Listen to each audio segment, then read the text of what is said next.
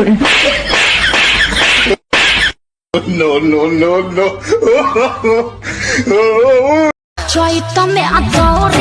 चल रहा है। हेलो, बुझा तो यही साल शादी नहीं हुई। काहे ना हुई? पापा कहत हुआ कि वो दिने बारात जाई। हाँ तो कह देम पापा जी से के हुआ जयमाला होके के चाही। ठीक बा। रे का माँ? पढ़े ना जेबे का? ना। काहे रे? पढ़े न जाई पढ़ाई कोचिंग क्लास करे के कमाई रे चुमा मांगे मास्टरवा मैट्रिक पास। हेलो, हाँ का कहत रहलू हा? कहता नीनू आवा तनी आज बाजारे अइबा मिले। बक साचो एथी कहाँ आई? जानता प बाकी सुना ना हमरा दीदी के देवर साथ ही अइहन। हाँ तो तब तू दूरे से देख के चल जइह। हमरा प्यार के बदला में बोला का दले बाड़ू हो तू। का भइल ह? राशन कार्ड बन गइल ह? ना रे। काहे? अरे वो जी पत्नी के 10वां के सर्टिफिकेट मांगता स हम कह देनी फेल हो गइल बिया। जा साफ बोले रह गइल। तरा ना कहेला कि हम नौवा पास हई। का बोल तेरा प्यार कैसा है? Time pass.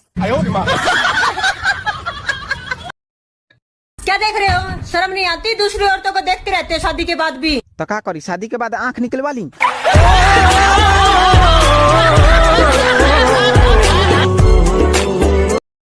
हेलो भाई, शराब मिल जाएगी आपके पास? नहीं, पूरे शहर में नशाबंदी है। तो ठेके पे रखी क्यों है शराब?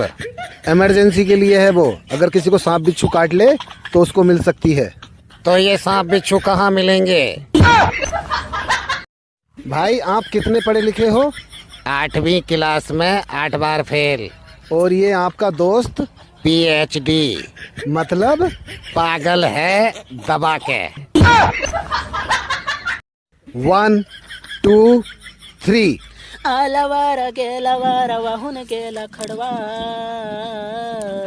समझ में नहीं आया? तुम्हारे क्या समझ में आएगा जब मेरी समझ में ना आया तो?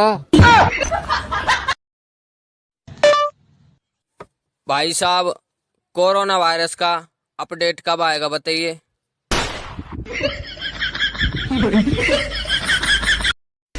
लाबरी रे लाबरी लिहल ना दिहल जनाई दिल सदरी मजा मिली नहीं एसिया कुलरिया में। हाँ कुलरिया में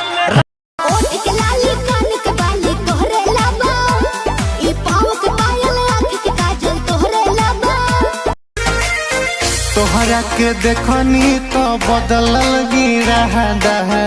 लागेला लंदन से आइलू ये दादा।